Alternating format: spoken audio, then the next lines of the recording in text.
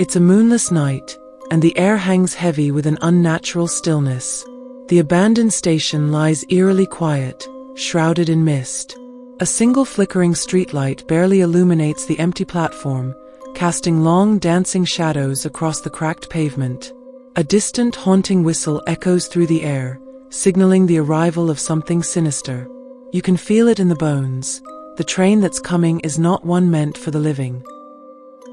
For friends, Emily, Ryan, Sarah, and Mike had planned an adventurous day trip to explore the outskirts of their city. After a long day of hiking and sightseeing, they missed the last train back home. With no way to return, they found themselves stranded at a station that didn't appear on any map, Aylesbury Junction. Emily, the leader of the group, was always seeking excitement and loved the thrill of the unknown. Ryan was the practical one, always second-guessing her choices, and Sarah was the quiet, sensitive type, often feeling like she didn't quite belong. Mike, the joker, kept everyone laughing even when things felt tense. As the clock ticked past midnight, their laughter faded into nervousness. The station was too quiet, too cold. The wind picked up, carrying with it a low, ghostly whistle that sent shivers down their spines. The sign above flickered, "Next train, 12:45 a.m. "That's weird," Mike said, his voice cracking slightly. "I thought there were no more trains tonight." Right on time, at 12:45 a.m., the train pulled in. But this was no ordinary train. It looked ancient, its metal rusted, its windows dark, and the sound of its brakes screamed like a dying creature. The doors creaked open slowly, and a chilling gust of cold air swept across the platform.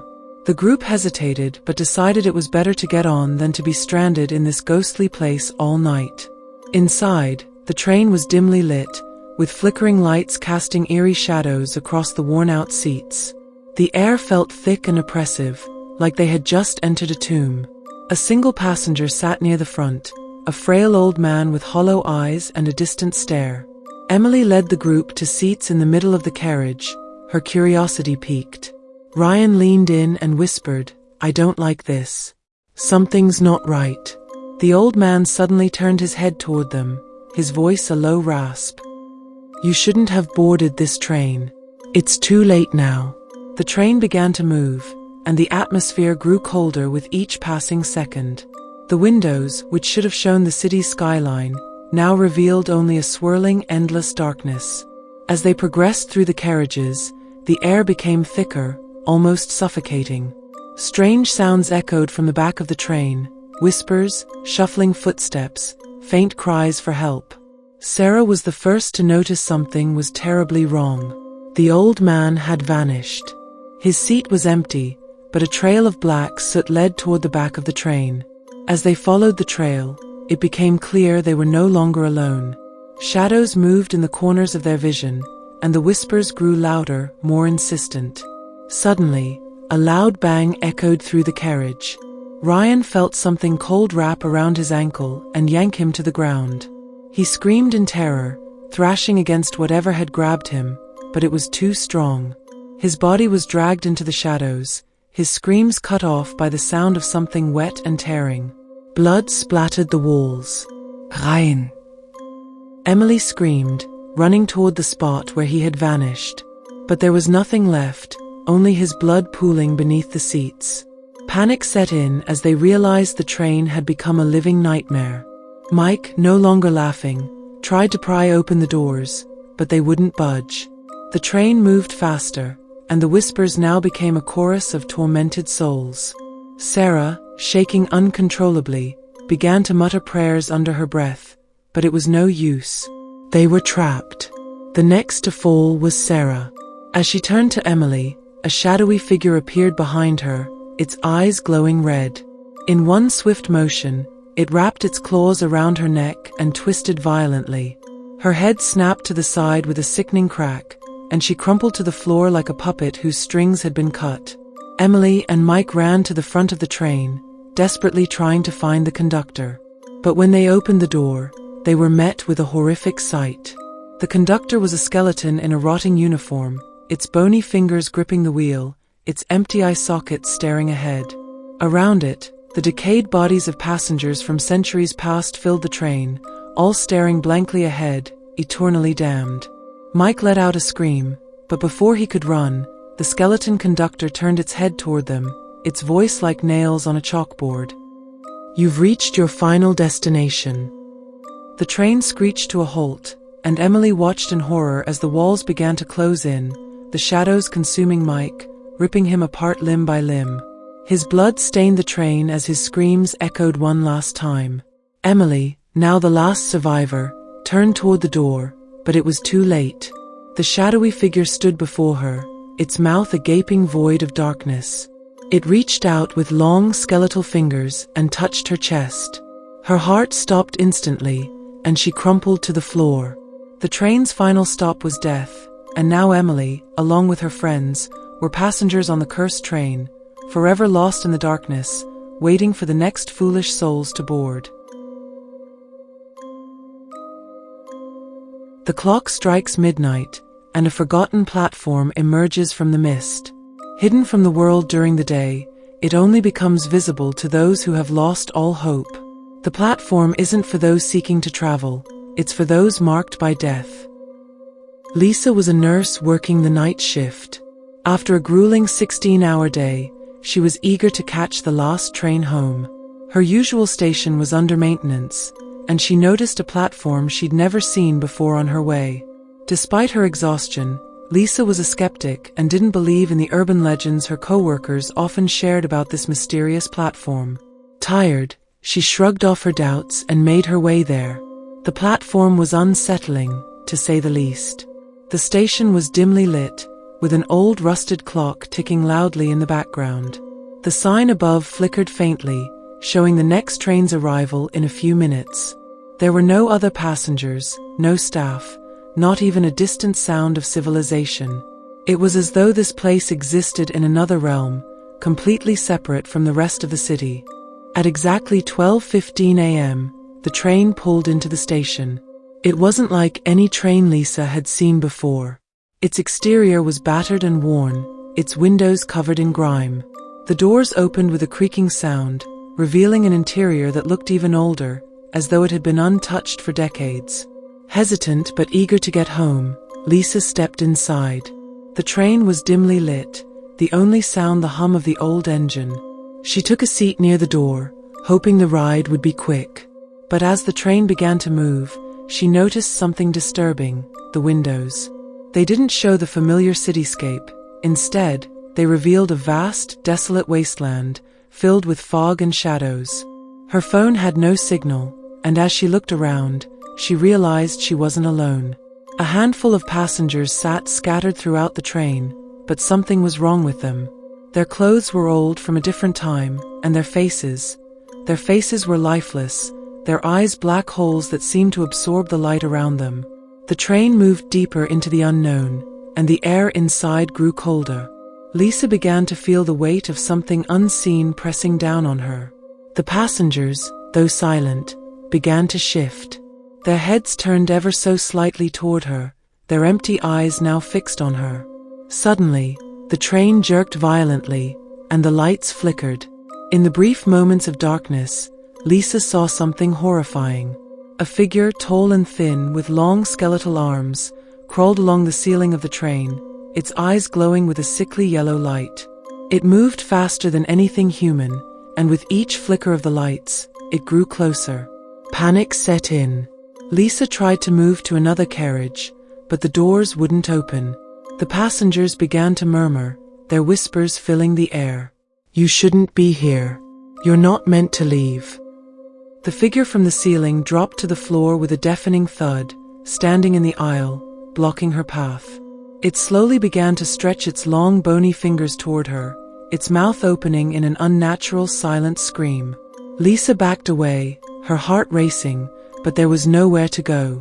The windows now showed nothing but darkness, no city, no landscape, just endless void. Lisa's breath came in ragged gasps as she pressed herself against the far wall of the train.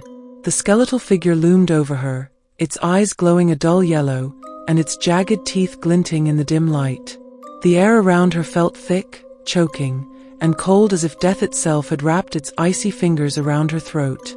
The other passengers, those lifeless, hollow-eyed figures, began to rise from their seats, their movements jerky, their heads turning toward Lisa in eerie unison.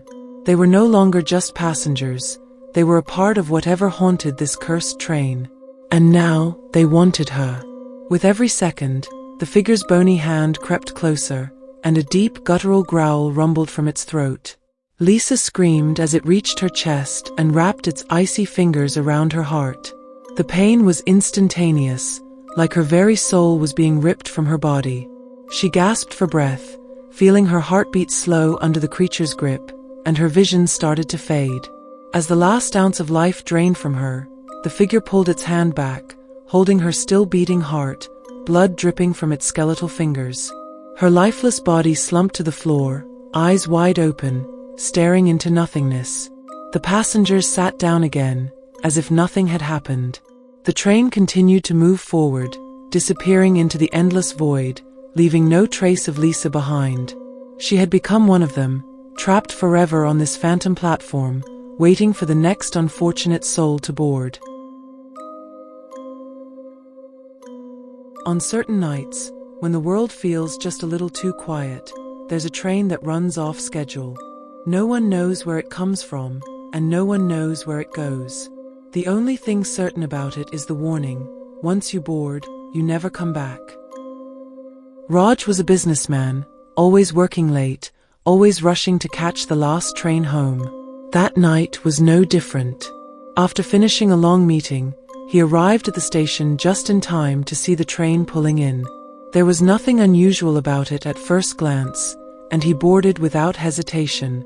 Raj was the kind of person who lived by logic. He believed in facts, in things he could explain. Ghost stories, superstitions, none of that ever mattered to him. He prided himself on being practical and grounded in reality. But that night, his carefully constructed world was about to come crashing down. The moment Raj stepped onto the train, a strange feeling settled over him. It wasn't the usual bustle of late-night passengers, and the lights were too dim, casting long, unnatural shadows across the floor. The train felt colder than it should have, as if all the warmth had been sucked out of the air. He took his seat near the window, glancing around. There were only a few passengers, quiet, too quiet. Each sat still, faces hidden in the shadows, their expressions unreadable. A chill ran down Raj's spine as he noticed one peculiar detail: none of them seemed to be breathing. The train moved slowly at first, the sound of the wheels on the track echoing through the empty space. As the minutes passed, the windows began to frost over, and the world outside seemed to blur, becoming unrecognizable. Raj rubbed the glass, but the image remained hazy, like they were no longer traveling through the city. Without warning, the train plunged into complete darkness. The lights flickered, casting brief, fleeting glimpses of the passengers around him. In those flashes, Raj saw something horrifying. Their faces had changed. Eyes sunken, skin pale, and mouths twisted into grotesque smiles. They weren't human anymore. Suddenly, a soft, scraping sound filled the air, growing louder with each passing second. Raj turned, his heart racing, to see a figure moving down the aisle. It was hunched over, wearing tattered clothing, and its head hung at an unnatural angle. It dragged its fingers along the metal seats, producing a nails-on chalkboard screech that made Raj's blood run cold. He stood up, heart pounding, ready to run, but the figure moved impossibly fast. In an instant, it was beside him, whispering in a voice that was both a hiss and a growl, "This is your stop." Raj felt a cold hand grab his arm and yank him toward the door. The train wasn't slowing down, but the doors creaked open anyway, revealing an endless, dark abyss outside.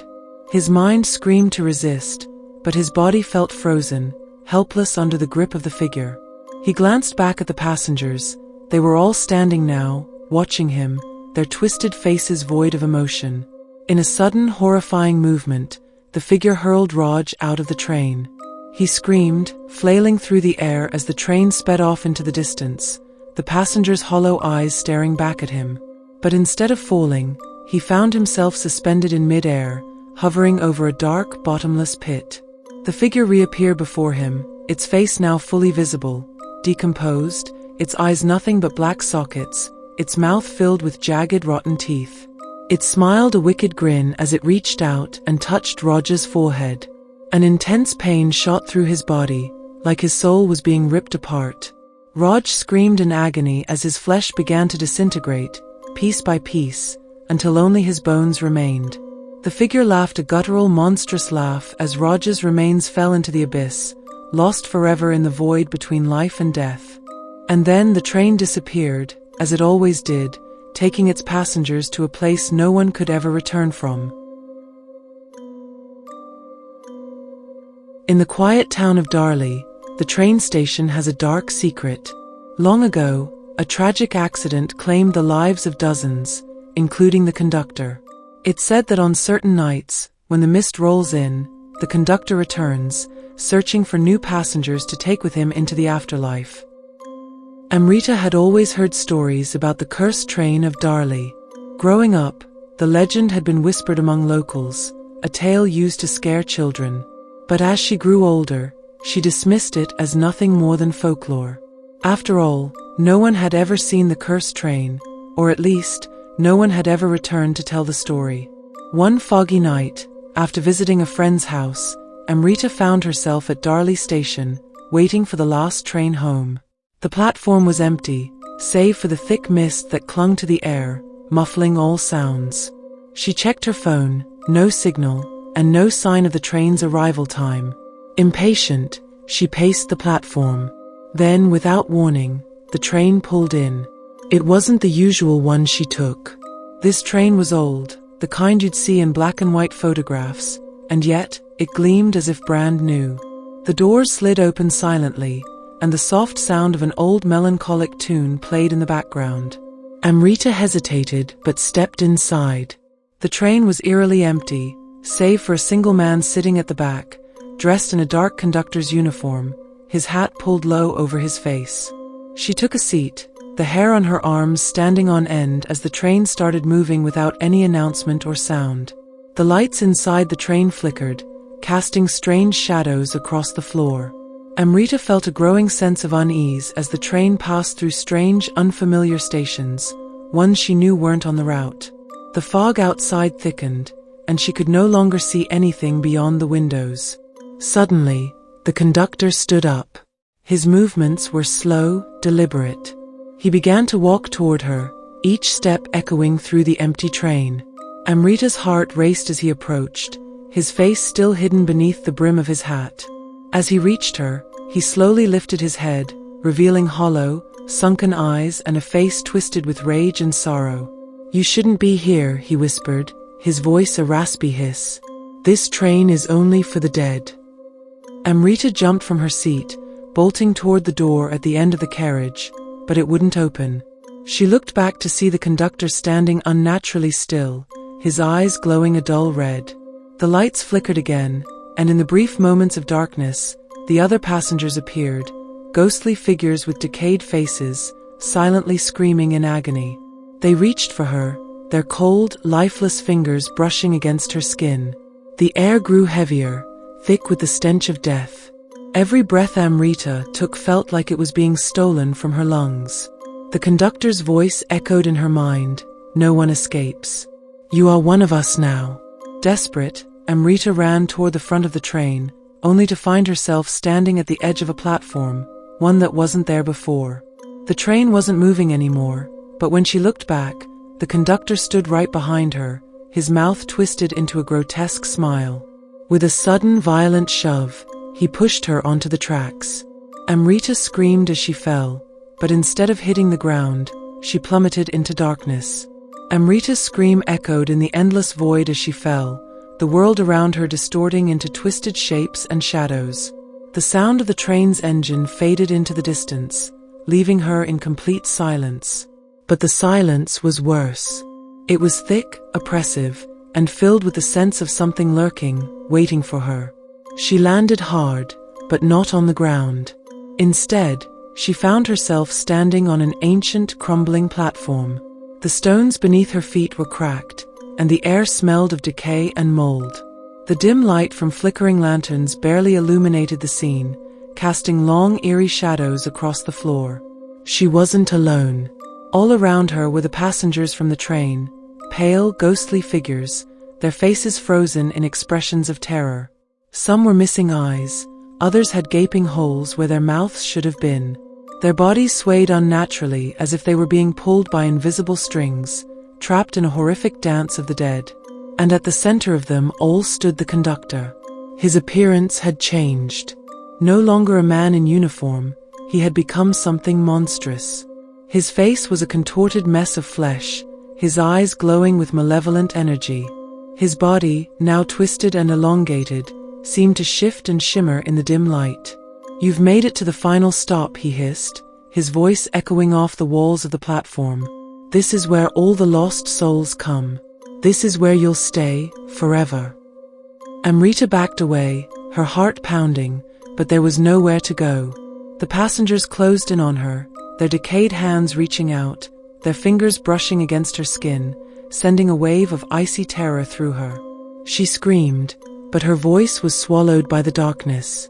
The conductor raised his hand, and the passengers froze. For a moment, there was silence again, then the ground beneath Amrita began to crumble. She felt the platform breaking apart, the stones falling away into the endless abyss below. The passengers disappeared, leaving her alone with the conductor, his grin widening as he watched her struggle. With one final brutal twist, the ground gave way, and Amrita plummeted into the darkness below. As she fell, the conductor's voice echoed in her mind, whispering the final words she would ever hear: "Welcome to your eternal ride." The train at Darley station never ran again after that night. The locals spoke of a woman who had disappeared, just like the others before her.